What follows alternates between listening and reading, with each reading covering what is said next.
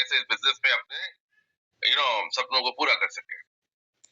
तो आइए आपको लेके चलता हूँ मेरे स्क्रीन पे और जानने की हम लोग कोशिश करते हैं कि आज रेनेटस वेलनेस में हम लोग क्या कर सकते हैं। राइट, तो रेनेटस वेलनेस आपके सामने स्क्रीन।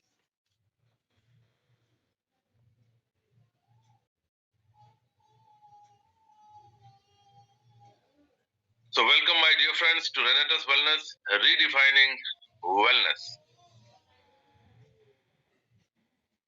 टुडे सेशन हम लोग आज बातें करेंगे ऑब्जेक्शन हैंडलिंग के बारे में। जी हाँ दोस्त, आइए आज हम बातें करते हैं ऑब्जेक्शन हैंडलिंग के बारे में। What is this objection handling all about?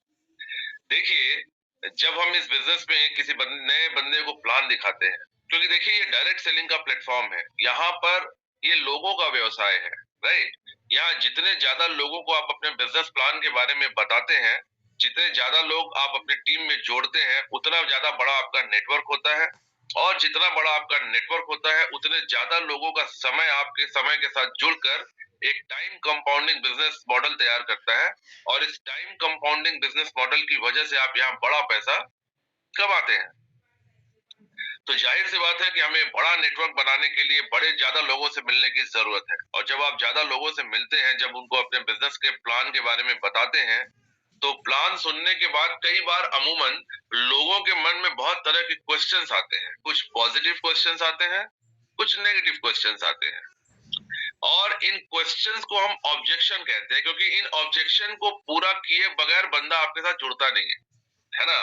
तो इन ऑब्जेक्शन को हमें हैंडल करने की जरूरत है। उनके प्रश्नों के उत्तर के द्वारा उनको सेटिस्फाई करने की जरूरत है। जब तक आदमी सेटिस्फाइड नहीं होता, तब तक वो आपके साथ जुड़ता नहीं सिस्टम में। राइट, तो ये एक बहुत वाइटल पार्ट है जिसे हम क्लोजिंग भी कहते हैं कई बार, क्योंकि बिना क्लोजिंग के आपका आईडी नहीं लगती, बिना क्लोजिंग के आपका सेल नहीं जनरेट होता। राइट, तो क्लोजिंग के लिए हमें जरूरत है कि हम ऑब्जेक्शन हैंडल करें। राइट, उनके जो क्वेरीज हैं, उनके जो क्वेश्चंस हैं, नेगेटिव या पॉजिटिव, उन प्रश्नों के उत्तर उनको दे दे। जिज्ञासु प्रवृत्ति के लोग होते हैं, है ना, जैसा मैंने कहा कि गीता के श्लोक में भी लिखा गया है। तो ऑब्जेक्शन हैंडलिंग बहुत वाइटल पार्ट है, क्योंकि ऑब्जेक्शन हैंडलिंग किए बिना क्लोजिंग होती नहीं है दोस्त, है ना। तो आइए चल के देखते हैं हम लोग की ऑब्जेक्शन हैंडलिंग किस तरीके से की जा सकती है, कुछ बेटर करने की कोशिश करते हैं। राइट, तो आपकी स्क्रीन पे कहते हैं discussion is always better than argument, because argument is to find out who is right and discussion is to find out what is right. Right, देखिए, जब हम ऑब्जेक्शन हैंडलिंग करने जाते हैं, जब हम लोगों से उत्तर प्रत्युत्तर करने के लिए जाते हैं, तो मैक्सिमम केसेस में लोग बहस शुरू कर देते हैं। आपस में तर्क शुरू हो जाता है, बहस शुरू हो जाता है ना। किसी ने कह दिया कि आपकी कंपनी तो बेकार है, तो आपको गुस्सा आ जाता है। किसी ने कह दिया कि आपके प्रोडक्ट्स महंगे हैं, काम नहीं करते, आपको गुस्सा आ जाता है। किसी ने कह दिया कि नहीं नहीं, ये बिजनेस ही बेकार है, ये तो जिनके पास कोई काम नहीं होता है वो लोग नेटवर्क मार्केटिंग करते हैं, बेकार लोगों का बिजनेस है। आपको बुरा लगता है, लगनी भी चाहिए, और आप तर्क करने लग जाते हैं, आप बहस करने लग जाते हैं। माय डियर फ्रेंड्स, मैं आपको बता दूं, डायरेक्ट सेलिंग में बहस करना कोई क्वालिटी की बात नहीं है। बहस से आपको हमेशा दूर रहना चाहिए, क्योंकि बहस करके आप कभी जीत नहीं सकते। क्योंकि बहस में जब आप जीतते हैं, तब आप सामने वाले को हार जाते हैं, है ना। आप बहस तो जीत जाते हैं, लेकिन आप बंदे को हार जाते हैं। और आपका मकसद कभी ये बहस जीतना नहीं होता है, क्योंकि बहस जीत के आपको ट्रॉफी नहीं मिलती। लेकिन बंदे को जीतने से आपको एक बंदा मिलता है, जिससे कि आप करोड़ों रुपए कमा सकते हैं। राइट, तो हमारा मकसद यहाँ बहस करना या बहस जीतना नहीं होता। हमारा मकसद लोगों के जिज्ञासा को शांत करना होता है, उनके क्वेरीज को सेटिस्फाई करना होता है। तो जिंदगी में कभी भी ऐसा सिचुएशन आए ना, तो हमेशा याद रखिए कि आपको बहस नहीं करनी है, बल्कि बातचीत करनी है। क्योंकि बातचीत इसलिए की जाती है कि क्या सही है ये पता किया जाए, और बहस इसलिए की जाती है कि कौन सही है ये पता किया जाए। तो क्या सही है और कौन सही है में जमीन आसमान का फर्क है। जब बात क्या सही है पर होती है, तो दोनों पक्ष के लोग आपस में बैठकर म्यूचुअली अग्री करते हैं कि चलिए खोजते हैं क्या सही है। लेकिन जैसे ही बात कौन सही है पे आ जाती है, तो दोनों लोग अपने अपने दोनों पक्ष के लोग अपने आप को पकड़ के बैठ जाते हैं कि नहीं मैं ही सही हूँ। आप कहते हैं मैं ही सही हूँ, सामने वाला कहता है मैं ही सही हूँ, फिर बात बहस पे आ जाती है। तो बहस हमें नहीं करनी है, हमें हमेशा डिस्कशन के मोड में रहना है, क्योंकि discussion is always better than argument, because argument is to find out who is right and discussion is to find out what is right. My dear friend, always opt for discussion and avoid arguments as possible as you can। हमेशा argument को avoid कीजिए sir. अब बातें करनी कैसे हैं, देखिए एक थ्योरी है जिसे एक टेक्निक कहते हैं, जिसे हम कहते हैं फील फेल्ट फाउंड, राइट।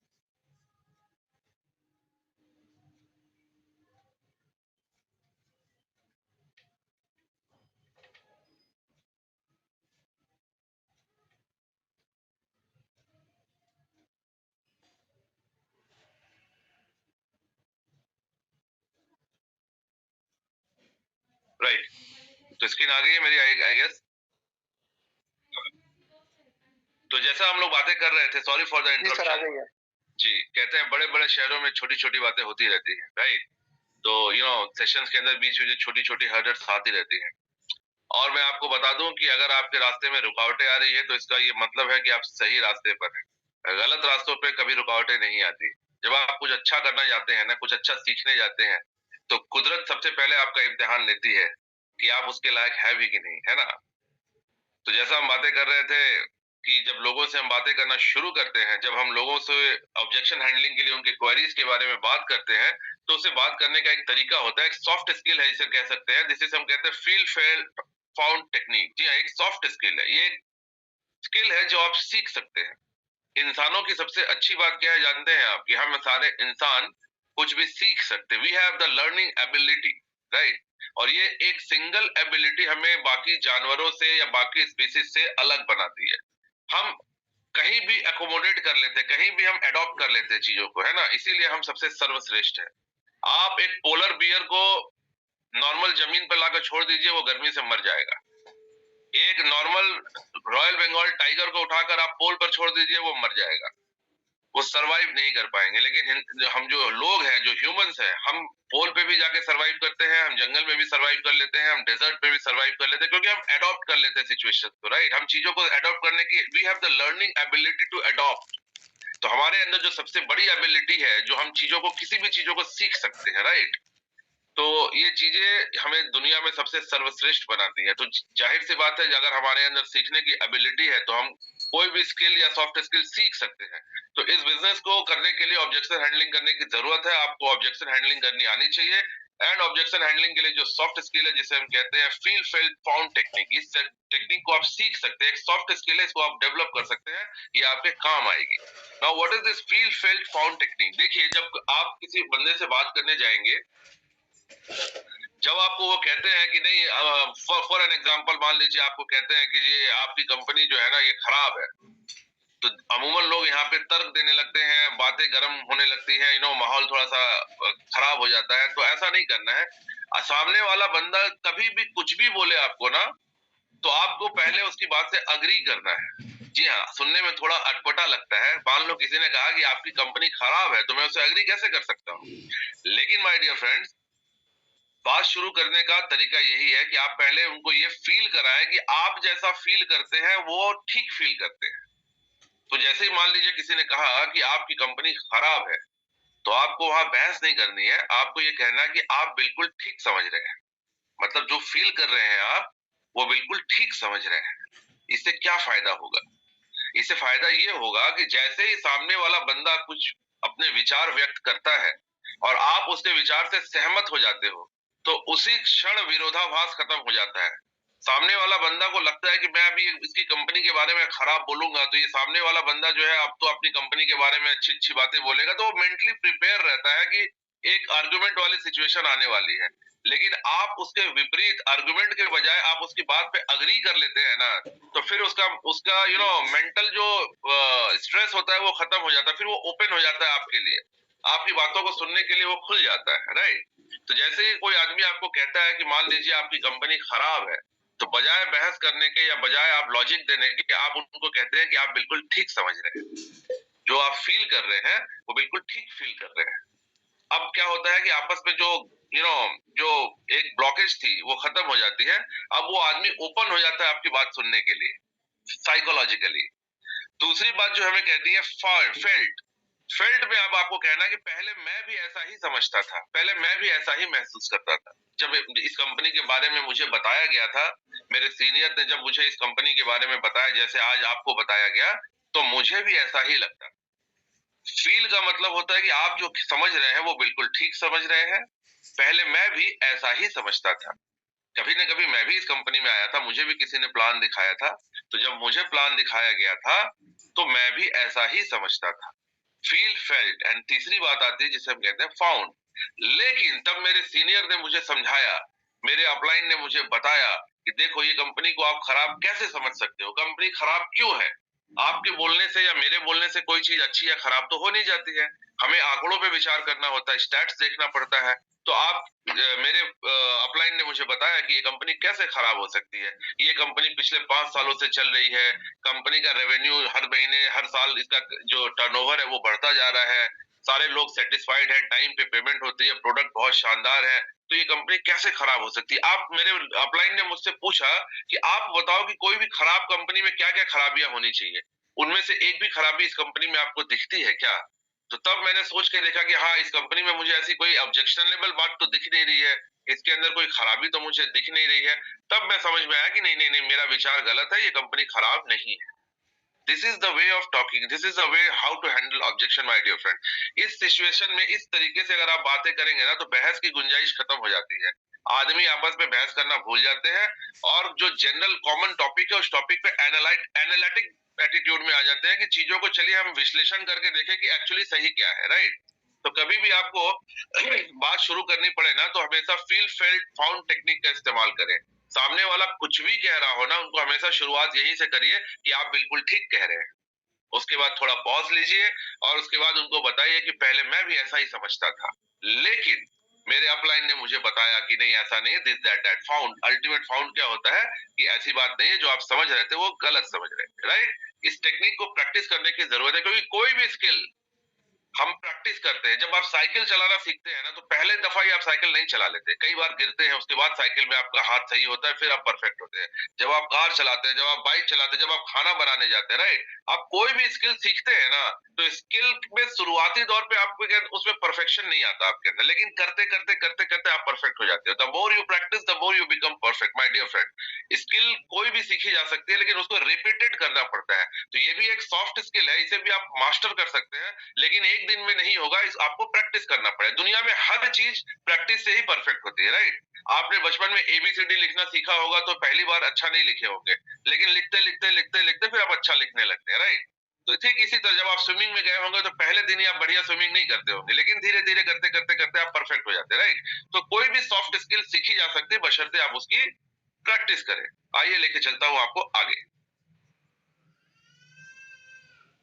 तो आइए हम लोग कुछ मॉडल क्वेश्चंस हमारे पे डिस्कस करते हैं। अमूमन जो इस बिजनेस के बारे में लोगों के अंदर भ्रांतियां आती हैं, जो नेगेटिव क्वेश्चन आते हैं, लिमिटेड 10-15 सेट ऑफ क्वेश्चंस होते हैं जो अमूमन लोग पूछते हैं, क्योंकि इससे ज्यादा क्वेश्चंस हो नहीं सकते, राइट।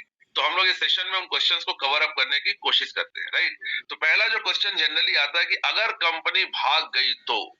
जी हाँ दोस्त, जब आप लोगों को प्लान दिखाते हैं, प्लान देखने के बाद लोगों के मन में पहली बात ये आती है कि अगर कंपनी भाग गई तो।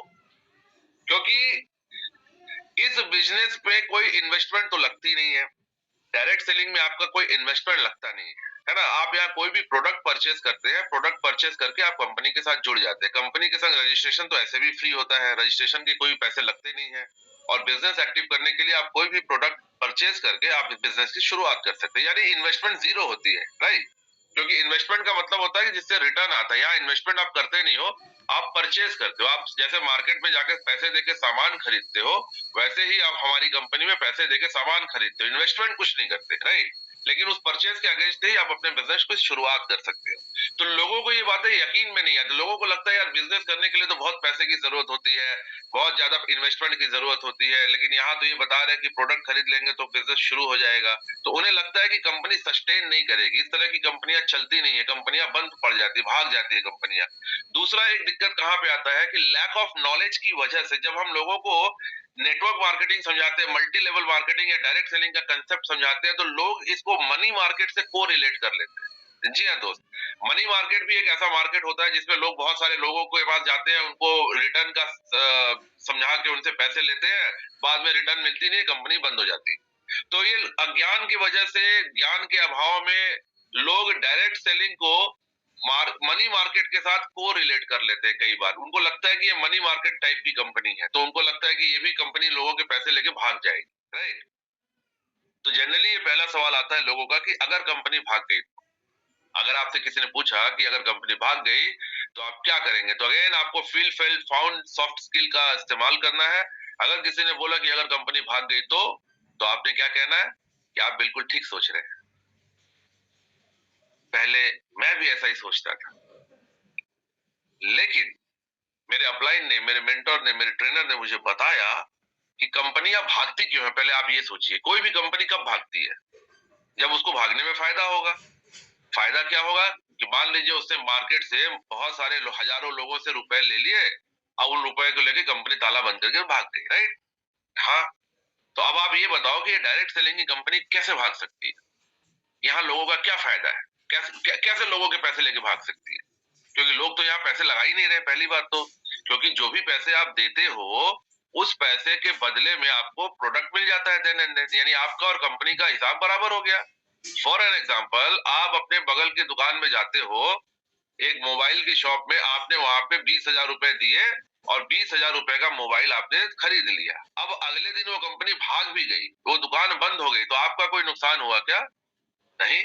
आपने जो पैसे दिए थे उसके पैसे के एवज में आपको प्रोडक्ट तो देन एंड देन मिल गया। उसके बाद वो दुकान रहे ना रहे उससे आपका तो कोई लेना देना नहीं, आपका तो कोई नुकसान नहीं हो रहा है। तो आप रेनेटस वेलनेस में जब अपनी कोई भी आईडी लगाते हैं, कोई परचेज करते हैं, जब आप कंपनी को कोई पैसे देते हैं तो बदले में आपको प्रोडक्ट मिलता है। तो आपका और कंपनी का हिसाब तो लेना देना दोनों वहां बराबर हो गया। तो कंपनी अगर कल को भाग भी जाती है तो आपका क्या लेके जाएगी, है ना? इस तो आपका तो कुछ लेके जा नहीं रही है। आपको इसको बॉदर भी नहीं करना चाहिए कि कंपनी रहे ना रहे, आपका तो कोई नुकसान नहीं है। आपने पैसा दिया, आपको प्रोडक्ट मिल गया, आपका और कंपनी का हिसाब बराबर हो गया, राइट। बोला हाँ ये बात तो सही है। लेकिन एक दूसरा जगह पे कंपनी के पास हमारे पैसे रहते हैं कि हमारा जो पे आउट बनता है, अगर मान लीजिए मैंने 10 लोगों को टीम में इंट्रोड्यूस किया, तो उन 10 लोगों ने जो परचेज करी, उस परचेज का जो हमारा पे आउट निकलेगा वो तो कंपनी लेके भाग सकती है। मैंने कहा बिल्कुल ठीक, आप बिल्कुल ठीक समझ रहे हैं। पहले मैं भी ऐसे ही समझता था, लेकिन फिर मेरे मेंटोर ने मेरे को बताया, मेरे अपलाइन ने मेरे को बताया, मेरे ट्रेनर ने मेरे को बताया, आप कोई भी नाम यूज कर सकते हैं, कि देखो, चलिए हम लोग आंकड़ों पे बात करते हैं। हमारी ये जो रेनेटस वेलनेस है ये वीकली पेमेंट देती है, राइट। हफ्ते में, महीने में 4 बार हम पेमेंट करते हैं, हाँ जी। तो यानी पब्लिक का जो कमीशन जनरेट होना है, लोगों का जो कमीशन जनरेट होना है, वो मैक्सिमम कितने दिन तक हम होल्ड कर सकते हैं? 1 हफ्ते तक, क्योंकि हर हफ्ते हमें पेमेंट करना होता है। हमारी कंपनी तो महीनों में भी पेमेंट नहीं करती, हर हफ्ते पेमेंट करती है, राइट। तो यानी लोगों का पैसा मैक्स टू मैक्स 1 हफ्ते तक होल्ड हो सकता है, क्योंकि अगर 1 हफ्ते का पे आउट नहीं आया तो अगले हफ्ते तक कोई काम थोड़ी करेगा, लोग तो हल्ला मचाने लगेंगे, यार मेरा पे आउट नहीं आया, है ना। बोला बिल्कुल, कंपनी तो वीकली पेमेंट करती है।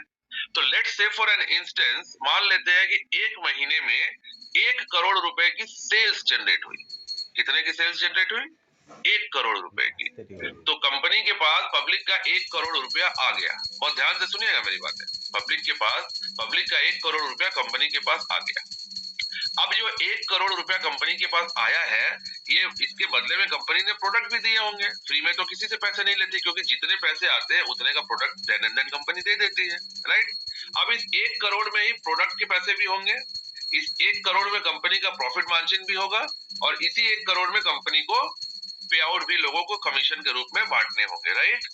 बिल्कुल सही है। तो चलिए, आपके हिसाब से क्या लगता है कि 1 करोड़ रुपए में कितने रुपए प्रोडक्ट के होंगे? मैं बेयर मिनिमम से मिनिमम भी मान लो तो 40% तो कम से कम पकड़ के चलिए, या 50% पकड़ के चलिए, प्रोडक्ट का कॉस्ट ही होता होगा। हाँ जी, तो 50% तो कंपनी के खुद के पैसे हैं, क्योंकि उसके बदले उन्होंने आपको ऑलरेडी प्रोडक्ट दे दिए। तो 40-50 लाख तो कंपनी के खुद के हैं, वो निकल गए, है ना। अच्छा, कंपनी काम कर रही है तो कंपनी अपना प्रॉफिट भी रखती होगी, क्योंकि कंपनी के पास इंफ्रास्ट्रक्चर है, ओवरहेड्स है, ऑफिसेज है, एम्प्लॉइज है, सबके खर्चे देने होते होंगे, तो ऑब्वियसली कंपनी प्रॉफिट भी मेक करती होगी, क्योंकि हम कोई चैरिटेबल कंपनी तो है नहीं। We are doing pure business, तो हमारा भी प्रॉफिट होता होगा। तो मान लेते हैं कि 10% अगर कंपनी का प्रॉफिट है, तो 1 करोड़ का 10% 10 लाख रुपया होता है, तो वो तो कंपनी के खुद का अपना खुद का जेन्युइन पैसा है। तो 50 और 10 60 लाख रुपए तो कंपनी के खुद के हैं। अगर 1 करोड़ रुपया एक हफ्ते में आता है, तो उसमें 60 लाख रुपया तो कंपनी का जेन्युइन है। कंपनी को एज ए पे आउट 40 लाख रुपए ही बांटने हैं। मैं यहाँ एक हाइपोथेटिकल एग्जांपल दे रहा हूँ, मैं यहाँ कोई एग्जैक्ट फिगर नहीं बता रहा, क्योंकि हमारे सवाल ये नहीं है कि कंपनी का एग्जैक्ट फिगर क्या है। हमारा सवाल ये है कि कंपनी अगर भाग गई तो इसीलिए मैं यहाँ एक हाइपोथेटिकल एग्जांपल देके लोगों को चीजों को समझाने की बात बता रहा हूँ। इसको आप एग्जैक्ट फिगर मत समझ लीजिएगा कि 50% ही प्रोडक्ट का प्राइस है और 10% ही कंपनी का प्राइस है, प्रॉफिट है, या 40% ही कंपनी बांटती है, ऐसा कुछ नहीं है। It is an hypothetical example to make you understand, right.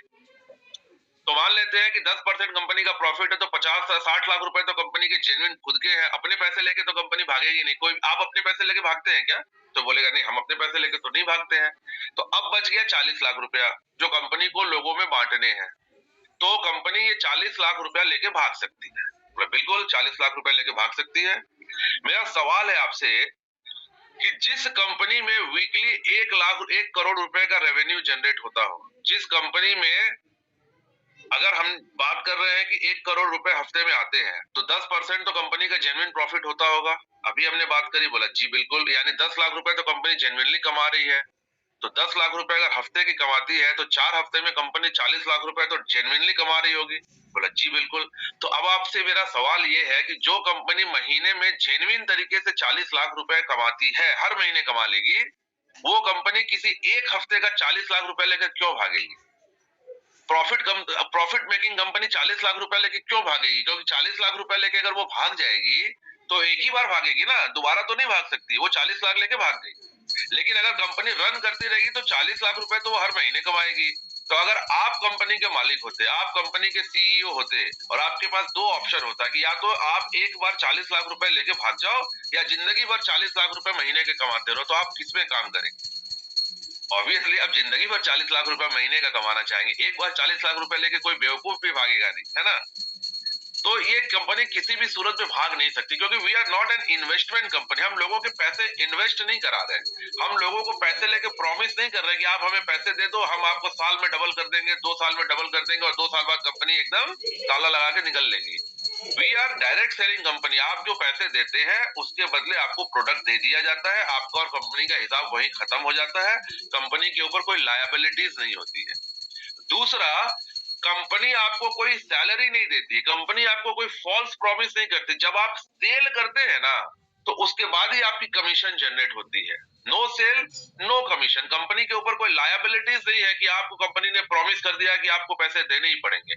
पहले पैसा सेल जनरेट होती है, पैसा पहले कंपनी में आता है, फिर कंपनी वहां से आपके रैंक के हिसाब से आपको प्रॉफिट जनरेट करके आपका रेवेन्यू, आपका कमीशन आपके अकाउंट में देती है, राइट। तो कंपनी के ऊपर तो कोई लायबिलिटी ही नहीं है। पहले सेल जनरेट होगी, पैसा पहले कंपनी में आएगा, उसके बाद आपके रैंक के हिसाब से कंपनी आपको कमीशन जनरेट करेगी। आपने कोई सेल नहीं किया, कंपनी की कोई जिम्मेदारी नहीं कि आपको 1 रुपया दे। ना तो कंपनी के ऊपर कोई लायबिलिटीज है, ना तो कंपनी कोई इन्वेस्टमेंट करा रही है, तो कंपनी भागेगी क्यों? और अगर 40 लाख लेके भागेगी ही, तो हर महीने 40 लाख तो ऐसे ही कमा रही है, तो एक महीने का 40 लाख लेके कोई बेवकूफ इंसान होगा जो भागेगा?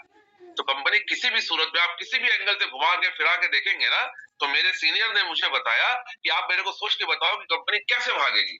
तब मैंने अपना दिमाग लगाया, मैंने हर तरीके से सोचा, तो मुझे लगा कि हाँ, ये कंपनी तो भाग ही नहीं सकती है। तब मुझे लगा कि ये कंपनी, जो मेरे दिमाग में सवाल आ रहा है कि कंपनी भाग गई, तो ये सवाल ही गलत है, कंपनी भाग ही नहीं सकती है। तब लोगों को, सामने वाले को ये बात समझ में आएगी, उनको भी लगेगा हाँ हाँ हाँ, बात तो ठीक है। देखिए, इसको हम कहते हैं थर्ड पार्टी अप्रोच। किसी इंसान को डायरेक्टली आप कहेंगे ना कि आप गलती पर है, तो वो उसके ईगो में बात लगती है, फिर वो एक्सेप्ट नहीं करता। किसी भी इंसान को अगर आप डायरेक्टली कहें कि आप गलत कर रहे हैं, आप गलती पर हैं, तो वो समझ तो जाएगा मन में कि वो गलती पर है, लेकिन उसका ईगो इस बात को एक्सेप्ट करने नहीं देगा।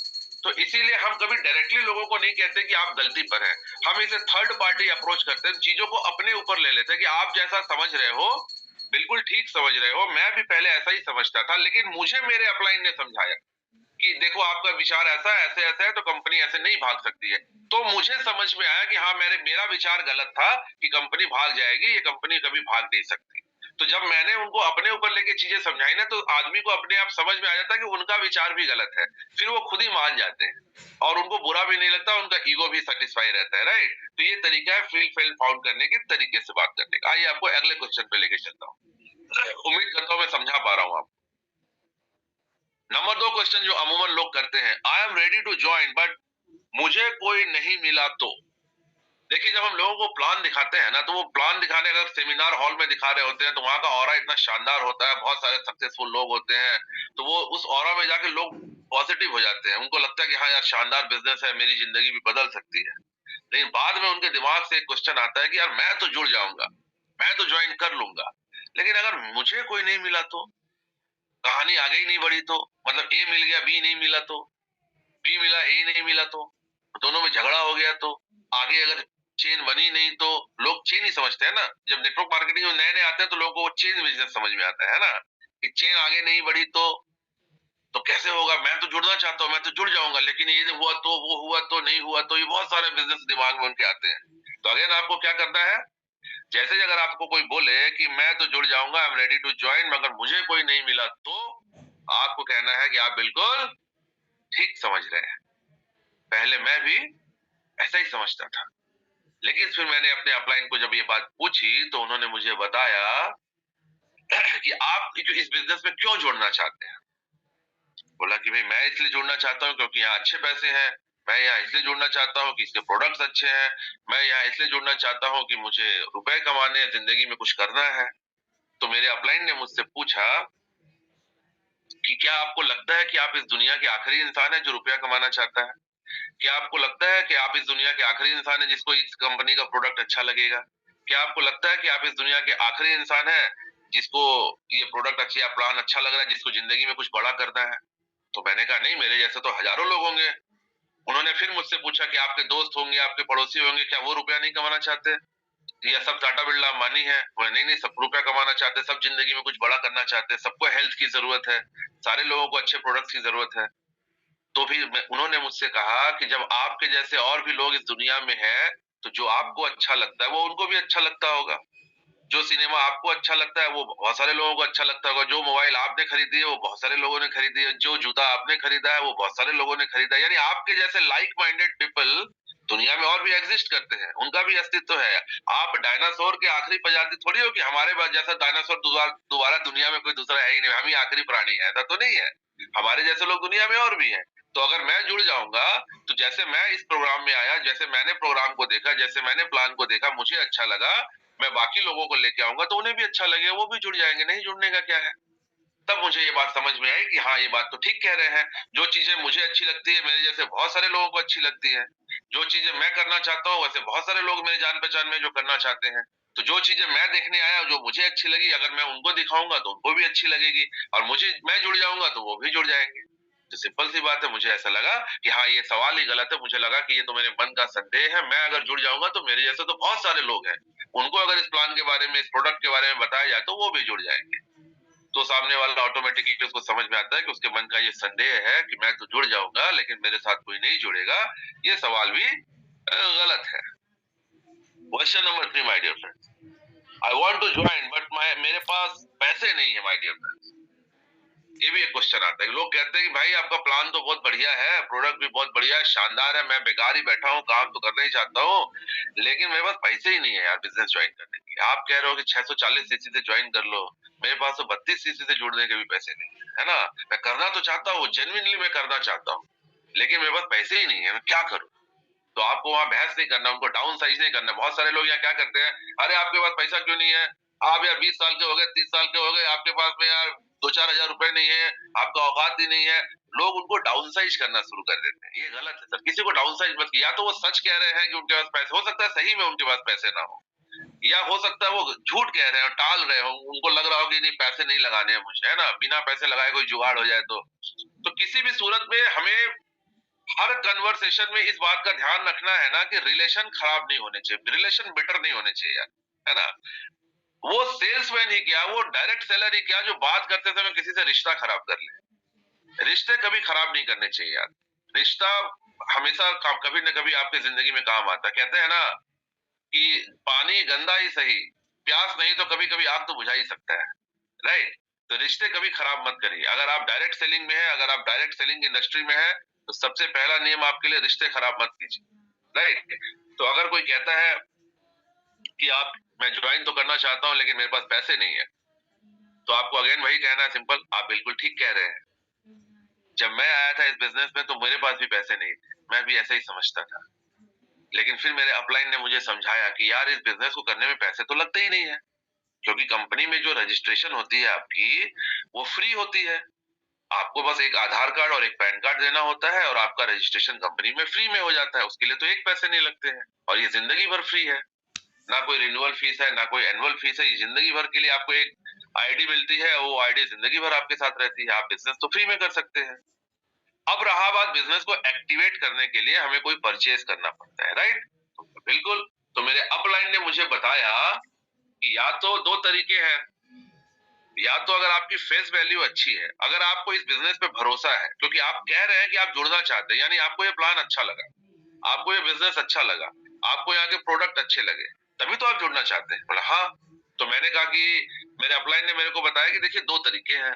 पहला तरीका ये कि आप किसी से मिनिमम एटलीस्ट 32 सीसी के पैसे किसी से बोरो कर लीजिए, है ना, और इस बिजनेस को शुरू कीजिए, प्रोडक्ट इस्तेमाल कीजिए और बिजनेस को शुरू कीजिए।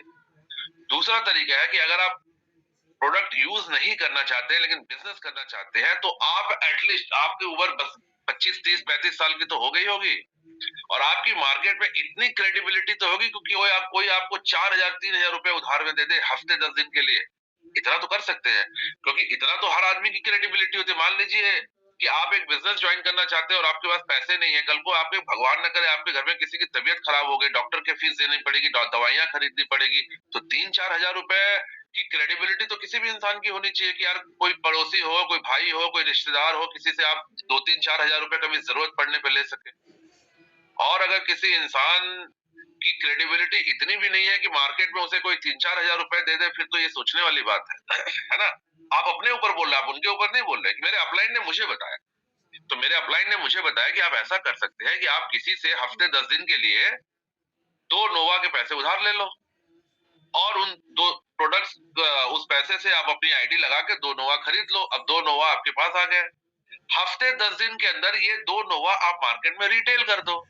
रिटेल करने से दो फायदे होंगे। रिटेल करने से दो फायदा ये होगा, पहले तो आपको इमीडिएटली रिटेल प्रॉफिट आ जाएगी जो आपके काम आएगी, और जो बाकी पैसे बचेंगे आप उनका पैसा, जिनसे आपने बोरो किया है, उनको ये पैसा रिटर्न कर दो और आपका बिजनेस फ्री में शुरू हो गया। इससे ज्यादा आसान का तरीका क्या हो सकता है भाई। इस दुनिया में आप 25-30 साल उम्र हो गई आपकी, तो आपको कोई 3-4 हजार रुपए देने वाले लोग, इंसान तो मिल ही जाएंगे ना इस दुनिया में, कि नहीं मिलेंगे? मिल जाएंगे उनसे। और जिंदगी भर के लिए मदद नहीं लेनी, उनको बताइए कि आप हफ्ते 10 दिन के अंदर वो पैसा आपको रिटर्न कर देंगे। उस पैसे से आप 2 नोवा खरीद लीजिए, आपकी आईडी एक्टिवेट हो गई, और ये 2 नोवा ले जाके मार्केट में आप सेल कर दीजिए, आपको कस्टमर मिल जाएंगे। कितने सारे फायदे हैं इसमें, सोचिए। जब आप 2 नोवा 2 लोगों को सेल करेंगे ना, तो आपको 2 नए कस्टमर मिल जाएंगे। ये 2 नए कस्टमर आगे चल के आपके कस्टमर बन सकते हैं, ये 2 लोग आपसे जुड़ भी सकते हैं। तो 2 नए कस्टमर मिल गए, आपको रिटेल प्रॉफिट मिल गया। 2 नोवा जब आप रिटेल करेंगे तो आपको ऑब्वियसली रिटेल प्रॉफिट मिलेगी। रिटेल प्रॉफिट मिल गया। तीसरी बात क्या है कि आपका बिजनेस फ्री ऑफ कॉस्ट शुरू हो गया। तो इस बिजनेस को अगर आप दिल से करना चाहते हो तो आपको यहाँ पैसे की जरूरत ही नहीं है। आप बहुत सिस्टमेटिक तरीके से फ्री ऑफ कॉस्ट इस बिजनेस को शुरू कर सकते हैं। तो जब मेरे अपलाइन ने मुझे बताया तो मुझे बात समझ में आई कि बात तो ठीक है। इस बिजनेस को करने के लिए कोई लाख, 2 लाख, 50, 5 लाख रुपए तो लगते नहीं है। अगर मेरे पास पैसे नहीं है और मैं इस बिजनेस को करना चाहता हूँ, तो मैं किसी से हफ्ते 10 दिन के लिए पैसा बोरो करके 2 नोवा से 32 सीसी से इस बिजनेस को शुरू कर सकता हूँ। इमीडिएटली मुझे 2 नए कस्टमर मिल जाएंगे, इमीडिएटली मेरा रिटेल प्रॉफिट हो जाएगा, और इस पैसे को सेल करके जो पैसा आएगा, मैंने जिनसे बोरो किया उनका पैसा वापस करके उनके नजर में भी मेरी अच्छी छवि बन जाएगी, उनको भी मैं ये बिजनेस अप्रोच कर सकता हूँ। तो ये पूरा विन विन सिचुएशन है। आपको पैसे की जरूरत ही नहीं, आप जरा सा दिमाग लगा के इस बिजनेस को शुरू कर सकते हैं। तो मेरे अपलाइन ने मुझे बताया तो मुझे समझ में आया कि बिल्कुल सही है, मैं बिना पैसे के भी इस बिजनेस को शुरू कर सकता हूँ। Question number 4 my dear friend, भाई अब कुछ लोग हैं उनके पास पैसे का समस्या तो नहीं है, लेकिन पैसा तो है, लेकिन हमारे पास लोग नहीं है सर। मैं जुड़ तो जाऊंगा, पैसे भी मेरे पास है, लेकिन मेरे पास लोग ही नहीं, मैं किसको जोड़ूंगा? मैं खुद जुड़ जाऊंगा, लेकिन मेरे पास लोग नहीं है। तो ऐसे लोग बड़े विचित्र होते हैं, उनको भी आपको सेम सॉफ्ट स्किल डेवलप कर वहां पे बोलनी है कि आप बिल्कुल ठीक समझ गए।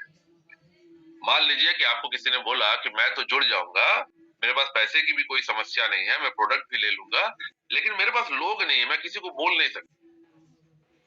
तो क्या करूं? तो बिजनेस कैसे होगा? क्योंकि ये तो लोगों का बिजनेस है। जितने ज्यादा लोग जुड़ेंगे तभी तो नेटवर्क बनेगा, तभी तो बिजनेस होगा। मेरे पास लोग ही नहीं है। तो आपको वहां कहना है कि आप बिल्कुल ठीक समझ रहे हैं। पहले मैं भी ऐसा ही समझता था, लेकिन जब ये बात मैंने अपने अपलाइन को बताई, जब मैंने अपने मेंटर को बताई, जब मैंने ट्रेनर को बताई, तो उन्होंने मेरे को पूछा कि एक बात बताइए, आप हिंदुस्तान में रहते हैं, 140 करोड़ लोगों की जनसंख्या है आपके आसपास, है ना? पहली बात। दूसरी बात, आपके घर में कभी कोई बर्थडे मनाया होगा आपने, कभी कोई शादी हुई होगी आपके घर में।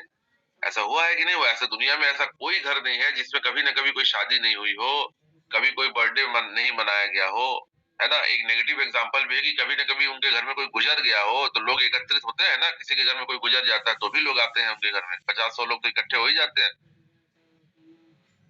तो ये जो लोग आपके घर में आए थे, ये कौन से लोग थे? ये आपके जान पहचान के लोग थे या अनजाने लोग थे? तो मैंने कहा कि नहीं नहीं, जो हमारे घर में आए थे वो हमारे जान पहचान के लोग। Very good. तो ये जो लोग आए थे, इन लोगों को रुपए की जरूरत है कि नहीं है? हाँ है। इन लोगों को अच्छे प्रोडक्ट की जरूरत है कि नहीं है? हेल्थ के प्रोडक्ट की जरूरत है कि नहीं है? हाँ है। तो इन लोगों को ही तो बुलाना है, ये इन लोगों को प्लान बताना है, इन लोगों को बिजनेस के बारे में बताना है, और ये लोग जुड़ जाएंगे। अच्छा, कुछ लोग फिर भी ऐसे होते हैं ना जी, ये कोई नहीं जुड़ेगा भाई साहब, हम तो किसी को नहीं जानते हैं, ऐसा बहुत सारे लोग बोलते हैं। तो मैं ऐसे लोगों को बोलता हूँ कि एक काम करिए, इस बिजनेस को छोड़िए, मैं आपको एक इमीडिएट इनकम का रास्ता बताता हूँ। बोले क्या? बोले मैं आपको एक नाम लिखने के 500 रुपए दूंगा। बस आप जिनको जानते हो उनका नाम लिखो, और हर नाम लिखने के मेरे से 500 रुपए ले जाओ। कितने नाम लिख दोगे? तो कहते हैं 1000-2000 तो लिख ही देंगे, है ना? एक डायरी ला दो, 3-4 पेन ला दो, मैं नाम लिखता हूँ। इनको डायरी ला के दे दो, इनको पेन ला के दे दो, ये पहला नाम लिखेंगे नरेंद्र मोदी। मैं बोलूं अरे भाई साहब, ये नरेंद्र मोदी का नाम क्यों लिख रहे हो? तो कहता जी मैं जानता हूँ नरेंद्र मोदी को। मतलब आप जानते हो, वो आपको जानते हैं क्या? बोला नहीं, वो मुझे नहीं जानते हैं, तो इनका नाम नहीं लिख सकते। इस बिजनेस में उनका ही नाम लिखना है, आप जिनको जानते हो और वो भी आपको जानते हैं, राइट? तो 500 रुपए के लिए 1000 नाम लिख देगा ये। तो भाई साहब, जिन लोगों के नाम लिख रहे हो, जो आपको जानते हैं और जो आपको जानते हैं, ये लोग ही तो है। अब आप कह रहे हो कि लोग ही नहीं है। तो मेरे अपलाइन ने मेरे को समझाया कि अगर मैं तेरे को 500 रुपए दूं एक नाम लिखने के, तो कितने लिख देगा? मैंने कहा 1000 लिख दूंगा सर। एक कॉपी ला दो और 2-4 कलम ला दो, 1000 नाम लिख दूंगा, जिनको मैं जानता हूँ, जो मुझे जानते हैं। तो ये 1000 लोग जो है, ये सारे टाटा बिरला अंबानी है, इनको पैसे नहीं चाहिए? जो चाहिए ना भाई, तो चाहिए तो इनको बोल लो बिजनेस के बारे में, आ जाएंगे। यही तो लोग ही लोग हैं। ये आपकी भ्रांति है मन की कि लोग नहीं है, लोग ही लोग है, और हर हर इंसान को पैसा चाहिए। तो जब मेरे अपलाइन ने मेरे को समझाया, तो मुझे बात समझ में आई कि हाँ भाई, लोग तो है। मेरे बर्थडे पे 100 लोग आए थे, जब मेरी शादी हुई थी तो 350-400 लोग बाराती आए थे। तो ये सारे लोग जो खाना खा के गए हैं, ये कुछ तो काम आए हैं, इनको बिजनेस के बारे में बताते हैं। अब बताएंगे तो कोई गलत थोड़ी दबा देगा हमारा, या तो जुड़ जाएगा या तो नहीं जुड़ेगा। सिंपल सी बात है। और ये दुनिया का दस्तूर है, सिर्फ हमारे यहाँ नहीं होता। जब आप किसी दुकान की ओपनिंग करते हैं ना, जब मान लीजिए आपने एक साड़ी की दुकान खोल लिया, आपने जूते की दुकान डाल लिया, आपने मोबाइल की दुकान डाली, तो आप ओपनिंग करते हैं, है ना? और ओपनिंग में किन लोगों को बुलाते हैं? हम एक विजिटिंग कार्ड छपाते हैं, एक इनविटेशन कार्ड छपाते हैं, और हमारे जानने वाले 150-200 लोगों को हम इनवाइट करते हैं कि जी हमने दुकान खोल ली है, आप हमारे दुकान में पधारे, आपका स्वागत है। तो उनको बुलाने के पीछे मकसद क्या होता है? उनको बुलाने के पीछे मकसद ये होता है कि उन तक ये जानकारी पहुंचा दी जाए कि हमारी कपड़े की दुकान है, हमारी जूते की दुकान है, हमारे मोबाइल की दुकान है, और आइंदा अगर आपको इन चीजों की जरूरत पड़े तो आप हमारे दुकान से ही खरीदिएगा। तो यही काम हम क्यों नहीं कर सकते? जब आपने रेनेटस वेलनेस की दुकान खोली है, आपने रेनेटस वेलनेस का बिजनेस शुरू किया है, तो क्या आपके जानने पहचानने वाले लोगों तक इनविटेशन नहीं जाना चाहिए? क्या उन्हें ये नहीं पता होना चाहिए कि आप वेलनेस इंडस्ट्री में बिजनेस कर रहे हैं? आपके पास हेल्थ से रिलेटेड न्यूट्रिशन के शानदार रेंज ऑफ प्रोडक्ट्स है, कि फ्यूचर में अगर किसी को पैसे कमाने हो, फ्यूचर में अगर किसी को हेल्थ से रिलेटेड कोई प्रॉब्लम हो, फ्यूचर में अगर कोई बढ़िया न्यूट्रिशन का प्रोडक्ट चाहता हो, तो वो आपसे कॉन्टेक्ट करे। दुनिया में हर आदमी करते हैं, तो आपको भी करना चाहिए। जैसे ही आपने रेनेटस वेलनेस का फॉर्म फिलअप किया, जैसे ही आपने रजिस्ट्रेशन करी, जैसे ही आपने अपना बिजनेस शुरू किया, ये आपका फर्ज बनता है कि अपने जान पहचान के लोगों को इस बिजनेस के बारे में बता दें कि आप रेनेटस वेलनेस के व्यवसाय में हैं, आप रेनेटस वेलनेस और डायरेक्ट सेलिंग इंडस्ट्री में अपना करियर बना रहे हैं। अगर कोई आपसे इस बिजनेस के बारे में या इस प्रोडक्ट के बारे में जानना चाहे तो आपसे संपर्क कर सकता है। तो लोग ही लोग हैं आपके पास, राइट। आगे लेके चलता हूँ। Question number 5 my dear friends, negative comments about company on internet. कुछ लोग आपको मिलेगा कि नहीं नहीं सर, ये जो कंपनी आप बता रहे हैं ना रेनेटस वेलनेस, इसके बारे में तो यूट्यूब पे बड़ा उल्टा सीधा वीडियो बना है, लोग बोलते हैं फ्रॉड कंपनी है, प्रोडक्ट फालतू है, लोगों का पैसा नहीं मिलता है, बहुत सारे नेगेटिव कमेंट्स है, बहुत सारे नेगेटिव वीडियो इंटरनेट पे वायरल है इसके बारे में। आपके कंपनी के बारे में तो बहुत सारी चीजें लिखी जाती है। तो आपको अगेन यहाँ पे गुस्सा नहीं होना है, आपको नाराज नहीं होना, आपको तर्क नहीं करना, आपको कहना है कि आप बिल्कुल ठीक कह रहे हैं। पहले मैं भी ऐसा ही समझता था, लेकिन जब ये बात मैंने मेरे अपलाइन से पूछी तो मेरे अपलाइन ने मेरे से पूछा कि अच्छा, हमारी कंपनी के बारे में इंटरनेट पे नेगेटिव वीडियोस हैं, इंटरनेट पे नेगेटिव लोग कमेंट कर रहे हैं। तो मैंने कहा हाँ सर, आपकी कंपनी के बारे में रेनेटस वेलनेस के बारे में यूट्यूब पे डाल के देख लो, बहुत सारे वीडियोस में लोग उल्टी सीधी बातें कर रहे हैं कि कंपनी घटिया है, प्रोडक्ट फालतू है, बहुत ओवर प्राइस्ड है, काम नहीं करता प्रोडक्ट, बहुत सारी चीजें लोग बोलते हैं। तो मेरे अपलाइन ने मेरे से बोला कि एक काम करिए, आप मेरे एक मदद कर दीजिए। तो मैंने पूछा हाँ सर बताइए, मैं आपकी क्या मदद कर सकता हूँ। उन्होंने बोला कि जितने भी वीडियोस हैं या जितने भी नेगेटिव कमेंट्स हैं, वो एक डायरी में लिख कर मुझे बता देंगे तो बड़ी मेरे ऊपर मेहरबानी होगी, मैं भी इस कंपनी में काम करना छोड़ दूं। जरा बताइए कितने हजार कितने लाख लोग इस कंपनी के बारे में नेगेटिव कमेंट्स दे रहे हैं, आप जरा कल मेरे को सारा नोट करके दिखा दीजिए, क्योंकि मैं खोजने जाऊंगा तो मुझे टाइम लगेगा, आपने ऑलरेडी देख रखी है तो आपको सटीक पता है कहाँ कहाँ पे नेगेटिव कमेंट वाले वीडियोस हैं। तो आप अगर वहां से लाके उसका लिंक मुझे दे देंगे ना तो मेरा समय बच जाएगा, है ना। मैं नया से खोजने जाऊंगा, मुझे तो पता नहीं, बहुत टाइम कंज्यूमिंग है। तो आप मेरी हेल्प कर दीजिए, मुझे बता दीजिए कितने कमेंट्स हैं नेगेटिव इसके बारे में। अगले दिन जब मैं सर के पास गया तो सर ने मेरे से पूछा कि हाँ जी कितने हजार कमेंट्स हैं इंटरनेट पे। तो मैंने कहा कि नहीं सर, वो 10 12 15 वीडियोस हैं या 10 15 गूगल पे जाके 10 15 कमेंट हैं जो नेगेटिव कमेंट डाल रहे हैं आपके बारे में। तो मैंने कहा बस 10 15? तो सर ने बोला बस 10 15? तो मैंने कहा हाँ। तो हमारे मेंटोर ने फिर मुझे बताया कि ये तो गर्व की बात है कि हमारे बारे में 10 15 वीडियोस में नेगेटिव बोला जा रहा है, या गूगल पे 10 15 नेगेटिव कमेंट्स हमारी कंपनी के बारे में, ये तो गर्व की बात है, आपने मेरा भरोसा इस कंपनी पे और मजबूत कर दिया। तो बात मेरे समझ में नहीं है, मैंने बोला यार आपके बारे में नेगेटिव बोला जा रहा तो आप कह रहे हैं कि मेरा भरोसा कंपनी पे और ज्यादा हो गया। तो मेरे सर ने मुझे समझाया कि जिस कंपनी में 5-10 लाख लोग जुड़े हो, उस कंपनी में अगर 10-15 लोग असंतुष्ट हैं, 10-15 लोग अगर तकलीफ में है, नाराज है, तो ये तो अच्छा डेटा है। आप दुनिया की किसी भी कंपनी के बारे में गूगल पे करेंगे ना तो आपको हर कंपनी के बारे में कंप्लेंट मिलेगी। आप जिस कंपनी का जूता पहनते हैं, आप जूता पहनते होंगे रिबॉक का, आप गूगल पे डालिए Reebok complaints, you will get complaints. आप मोबाइल यूज करते होंगे सैमसंग का, आप गूगल पर डालिए Samsung mobile complaints, you will get complaint. आप एप्पल का फोन यूज करते होंगे, आप गूगल पर डालिए Apple complaints, you will get complaint, है ना। तो 2-4-10 कंप्लेंट तो हर कंपनी के बारे में मिलेगी। सबसे मजेदार चीज मैं आपको बताऊं, आप गूगल पे डालो Google complaints, you will get complaint about Google. और सबसे मजेदार चीज मैं आपको एपिक बता दूं, आप गूगल पे डालो भगवान complaint, you will get complaint. लोग भगवान के बारे में भी शिकायतें कर रहे हैं। तो 2-4-10 शिकायतें तो सबके बारे में होती है। हाँ, तकलीफ तब होती कि किसी कंपनी में 5 लाख लोग जुड़े हैं और 4 लाख नेगेटिव कमेंट है, 4 लाख लोगों को तकलीफ है, तो ये डेफिनेटली चिंता करने की बात है। लेकिन जिस कंपनी में 5 लाख लोग जुड़े हैं और उसमें 10 लोग तकलीफ में है, तो ये तो हर कंपनी के साथ होता है। तो ये तो अच्छी बात है। ये स्टैट तो ये बताता है कि आपका कस्टमर सेटिस्फेक्शन मोर देन 99% लोग आपकी कंपनी में सेटिस्फाइड है। इससे ज्यादा बढ़िया कंपनी हो ही नहीं सकती। अब बाकी 10-15 लोग तो हमेशा तकलीफ में रहेंगे, है ना। वो कहते हैं ना, शादी में फूफा हमेशा नाराज रहता है। आप किसी शादी में चले जाओ, देखेंगे फूफा हमेशा नाराज मिलेगा, कोने में बैठा रहेगा। अब फूफे को कोई नहीं मना सकता, तो फूफा नाराज होने से शादी तो नहीं रुक जाती ना भाई। कभी आपने सुना कि फूफा नाराज हो गया, शादी बारात वापस चली गई? ऐसा कभी नहीं होता। 2-4 लोग आपकी शादी में नाराज ही रहेंगे, आप उनको कुछ भी खिला दो, उनको पनीर में नमक ज्यादा मिलेगा, उनको रोटी कच्ची मिलेगी, उनको टाइम पे चाय नहीं मिलेगा, उनको कुछ ना कुछ दिक्कत रहती है हर शादी में। तो शादी रुकती थोड़ी है, शादी तो हो ही जाती है ना भाई साहब। तो हर कंपनी के बारे में 2-4 नेगेटिव कमेंट्स आपको मिल जाएंगे। मैंने बताया ना, आप गूगल के बारे में कंप्लेंट खोजो, आप एप्पल के बारे में खोजो, आप सैमसंग के बारे में खोजो, आप रिवॉक के बारे में सोचो, आप भगवान के बारे में खोजो, यू विल गेट कंप्लेंट्स। तो अगर 2-4-10 कंप्लेंट है तो ये बहुत अच्छी बात है कि हमारा कस्टमर सेटिस्फेक्शन का लेवल 99, मोर देन 99%। इससे ज्यादा बढ़िया कंपनी आप क्या समझ सकते हैं।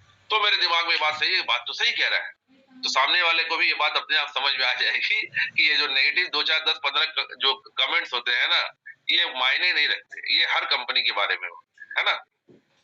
आइए आपको आगे लेके चलता हूँ। टाइम वाइंड अप हो रहा है, लास्ट क्वेश्चन मैं लेता हूँ, इसके बाद हम लोग कंटिन्यू करेंगे। आई विल आस्क माई, मैं पूछ कर बताता हूँ, बताती हूँ। बहुत सारे लोग कहते हैं जी आपका कंपनी तो बढ़िया है, प्लान भी बढ़िया है जी, सब कुछ बढ़िया है जी, तो आप कहते हैं कि ज्वाइन कब करोगे, तो कहता है कि मैं पूछ के बताऊंगा। किससे पूछेंगे भाई? मैं मम्मी से पूछ के बताऊंगा, पापा से पूछ के बताऊंगा, बीवी से पूछ के बताऊंगा, दोस्त से पूछ के बताऊंगा, गर्लफ्रेंड से बताऊंगा, बॉयफ्रेंड से पूछूंगा। और पूछ के बताओगे तो उनको ही ले आते साथ में, है ना। तो बहुत सारे लोगों का ये सवाल होता है कि जी सब कुछ बढ़िया है जी, सब बढ़िया है जी। प्लान देख के निकलेंगे, आप उनसे पूछिए कैसा लगा, तो पूछेंगे क्या बताएं। बोला कैसा था, बोला बढ़िया। बोला क्या बढ़िया लगा? सब बढ़िया लगा भाई साहब। ज्वाइन कब करेंगे? पूछ के बताऊंगा। किससे पूछेंगे? पापा से पूछूंगा, मम्मी से पूछूंगा, गर्लफ्रेंड से, पत्नी से पूछूंगा जी। पत्नी से पूछे बिना तो मैं पानी भी नहीं पीता, तो भाई पत्नी को ही साथ ले आते। जब डिसीजन पत्नी ले लेती तो पत्नी को ही ले आते, उनको ही प्लान दिखाते। क्या जोक्स अपार्ट, अगेन आपको सॉफ्ट स्किल का इस्तेमाल करना है कि भाई आप बिल्कुल ठीक समझ रहे हैं। मैं भी पहले ऐसे ही समझता था। मैंने भी जब प्लान देखा था तो मैंने अपने आपको बताया कि मैं पिताजी से पूछ के बताऊं। तो मेरे अपलाइन ने मुझे बताया, देखो बिजनेस किसने देखा है, प्लान किसने देखा? तो मैंने कहा कि मैंने देखा। तो आप अपने पिताजी से क्या पूछोगे? पिताजी ने तो प्लान देखा नहीं, माताजी ने तो प्लान देखा नहीं, आपकी पत्नी ने, गर्लफ्रेंड ने तो प्लान देखा नहीं, बॉयफ्रेंड ने तो प्लान देखा नहीं। तो जिसने प्लान ही नहीं देखा वो इस बिजनेस के बारे में आपको क्या राय दे सकता है? सोचो जरा था। है ना। पहली बात तो ये कि अगर आपके डिसीजन जो लेते हैं उनको साथ में लेके आना चाहिए था, क्योंकि जब उन्होंने कुछ देखा ही नहीं, मिठाई आपने खाई, स्वाद जाके आप उनसे पूछ रहे हो कि स्वाद कैसा था? ये संभव है क्या? आपने बिरयानी खाई और पिताजी से जाके पूछ रहे हैं कि पिताजी बताइए बिरयानी का स्वाद कैसा है? पिताजी ने बिरयानी खाई नहीं, वो आपको स्वाद कहाँ से बताएंगे? बिरयानी तो आपने खाई, प्लान तो आपने देखा, तो पिताजी कैसे बताएंगे बिजनेस करना चाहिए कि नहीं करना चाहिए? अब आप बोलोगे नहीं नहीं नहीं, मेरे पिताजी बहुत जानकार आदमी हैं, वो उनको जाके मैं बताऊंगा कि इस बिजनेस के बारे में कि ऐसा ऐसा बिजनेस है, ये बिजनेस करना चाहिए कि नहीं करना चाहिए। मैं उनको बताऊंगा एक बात बताओ, आपके पेट में दर्द होता है तो आप वकील के जाते हो कि डॉक्टर के पास जाते हो? बोले नहीं, पेट में दर्द होगा तो डॉक्टर के वकील के क्यों जाएंगे? बोले नहीं, अगर आपके पिताजी बहुत बड़े वकील होते हैं और आपके पेट में दर्द होता है तो आप उससे जाके पूछते कौन सी दवाई खाएंगे? बोले नहीं, क्योंकि उनकी जो एक्सपर्टीज है वो वकालत में है, डॉक्टरी में नहीं है। तो पेट के दर्द के बारे में आपको डॉक्टर के पास जाना पड़ेगा। तो अगर आप डायरेक्ट सेलिंग के बारे में कुछ पूछना चाहते हो तो जिनकी डायरेक्ट सेलिंग में एक्सपर्टीज है, जो इस बिजनेस में है, जो ऑलरेडी सक्सेसफुली इस बिजनेस को कर रहा, उनसे अगर आप पूछेंगे ना तो आपको सही राय मिलेगा। आपके पिताजी इस बिजनेस के बारे में है ही नहीं, वो अपने बिजनेस के मास्टर हो सकते हैं, अपने फील्ड के मास्टर हो सकते हैं, वो बहुत बड़े डॉक्टर हो सकते हैं, बहुत बड़े प्रोफेसर हो सकते हैं, बहुत बड़े वकील हो सकते हैं, आई डू रेस्पेक्ट, लेकिन उनका नॉलेज उनके फील्ड का है। इस फील्ड में वो नॉलेज किसी काम नहीं आएगा। जैसे बहुत बड़ा डॉक्टर आपको बिल्डिंग बनाने का प्लान बना के नहीं दे सकता क्योंकि उसने सिविल इंजीनियरिंग नहीं की है। हाँ, वो आपके हार्ट का ऑपरेशन कर सकता है, लेकिन आप उनको बोलेंगे कि हमारे लिए एक मकान का आर्किटेक्चर बना दीजिए, एक प्लान बना दीजिए कि हम मकान बनाएंगे, वो नहीं बना सकते, राइट। उनकी एक्सपर्टीज नहीं है उसके अंदर। तो आप इस बिजनेस के बारे में, आपके पिताजी ब्रह्म ज्ञानी हो सकते हैं लेकिन इस बिजनेस के बारे में उनको जानकारी नहीं है ना, ना तो उन्होंने प्लान देखा है। तो इस बिजनेस के बारे में सही गलत वो आपको कैसे बता सकते हैं? सोच के देखिए। सिंपल सी बात है कि आपने इस बिजनेस को देखा है, आपको अच्छा लगता है कि नहीं लगता है? अगर आपको अच्छा लगता है तो कर लो, और अगर आपको ही अच्छा नहीं लगता और मान लो आपके पिताजी से आपने पूछा और पिताजी ने बोल दिया कर ले, तब क्या करेंगे? आपको अच्छा नहीं लग रहा है, ये आपको बिल्कुल मन नहीं कर रहा, आपको लगता है ये मेरे टाइप का काम ही नहीं है, लेकिन पिताजी कह रहे हैं कि कर लो, तो करेंगे क्या? नहीं करेंगे। तो सिंपल सी बात है, किसी से पूछने की जरूरत नहीं है क्योंकि प्लान आपने देखा है, डिसाइड आपको करना है। अगर आपको अच्छा लग रहा है तो आप ये बिजनेस कर लीजिए, अगर आपको अच्छा नहीं लग रहा तो कोई बात नहीं। पिताजी से पूछने, माताजी से पूछने का कोई रेलेवेंस नहीं है यहाँ पर, है ना। दूसरी एक फ्लिप साइड अगर लाइटर नोट पे बात करें तो उनको मेरे अपलाइन ने मेरे से पूछा कि जिंदगी में तूने बहुत सारे काम ऐसे किए थे जो पिताजी से नहीं पूछे। जब पहली बार सिगरेट पिया था पिताजी से पूछा था क्या? जब पहली बार बियर पी थी माता जी से पूछ के पिया था कि मम्मी मैं बियर पी रहा हूँ, पूछा था क्या? जब पहली बार प्यार मोहब्बत किया था तो पिताजी माता जी से पूछ के किया था क्या? है जी? जब सड़क पे कोई बढ़िया लड़की ताड़ते हो तो पत्नी से पूछते हो क्या कि देख रहा हूँ उसको? नहीं करते ना, जोक्स अपार्ट। ऐसी बहुत सारी चीजें हम जिंदगी में करते हैं जो अपने हम माता पिता पत्नी और बॉयफ्रेंड गर्लफ्रेंड से नहीं पूछते, जो बुरी चीजें होती है अमूमन। तो जब अच्छी बात आई है, एक आपको एक अच्छी कंपनी मिली है, एक अच्छा शानदार प्रोडक्ट रेंज मिला है जहां आप अपनी जिंदगी बदल सकते हो, तो इसमें आपको दूसरे से पूछने की क्यों जरूरत है? बी द डिसीजन मेकर और खुद डिसीजन लीजिए और बिजनेस को काम शुरू कीजिए। तो मेरे अपलाइन ने मुझे बताया तो बातें मेरे समझ में आई, और जब बातें मेरे समझ में आई तो मैंने इस बिजनेस को शुरू किया और आज मैं शानदार पोजीशन पे हूं। तो इस तरह की बातें जब आप करते हैं तो सामने वाले लोगों को ये बातें समझ में आती है। हालांकि क्वेश्चंस और भी थे मेरे पास, लेकिन समय इसकी इजाजत नहीं देता, तो इस चीज को हम लोग हो सकता है नेक्स्ट क्लास में नेक्स्ट सेशन में हम लोग इसको यू नो कंटिन्यू कर सकते हैं। और उम्मीद करता हूं कि आज के सेशन में कुछ वैल्यू ऐड हुई होगी आपके जीवन में। और फॉलो अप कैसे करना है या ऑब्जेक्शन हैंडलिंग कैसे करनी है, यही तरीका है। हमें बहस नहीं करना है, हमें कभी रिलेशन नहीं खराब करना है किसी के साथ। हमेशा इस बात का ध्यान रखें कि रिश्ते खराब ना हो। हमेशा इस बात का ध्यान रखें कि आप बहस ना करें। आर्गुमेंट करना कोई बड़ी बात नहीं, आर्गुमेंट नहीं करनी चाहिए हमें। और इस तरीके से be the good direct seller. एक प्रोफेशनल डायरेक्ट सेलर कभी बहस नहीं करता, एक प्रोफेशनल डायरेक्ट सेलर कभी किसी से रिश्ते खराब नहीं करता। तो लोगों के अंदर ये जो क्वेश्चंस आते हैं, और ये अच्छी बात है, मैं आपको बता दूं, क्वेश्चन वही करता है जो जोड़ना चाहता है। जो जोड़ना नहीं चाहेगा ना, वो आपसे क्वेश्चन ही नहीं करेगा। उससे आप पूछेंगे क्या लगा, सब बढ़िया, क्या अच्छा लगा, सब बढ़िया लगा, ज्वाइन कब करेंगे बताता हूँ, वो आपसे कोई क्वेश्चन ही नहीं पूछेगा। तो अगर किसी इंसान ने आपसे प्रश्न पूछा है तो ये अच्छी बात है, ये पॉजिटिव साइन है कि वो आपसे जुड़ना चाहता है। तो यथासंभव उनके प्रश्न का हमको बहुत अच्छे तरीके से आंसर देना है और उनके जिज्ञासा को शांत करना है, उनकी क्यूरियोसिटी को सेटिस्फाई करना है, और वो इंसान आपके साथ आपके बिजनेस में जुड़ जाते हैं और बहुत शानदार काम करते हैं। तो आज के लिए इतना ही। उम्मीद करता हूँ आप तक पहुंच पाया हूँ।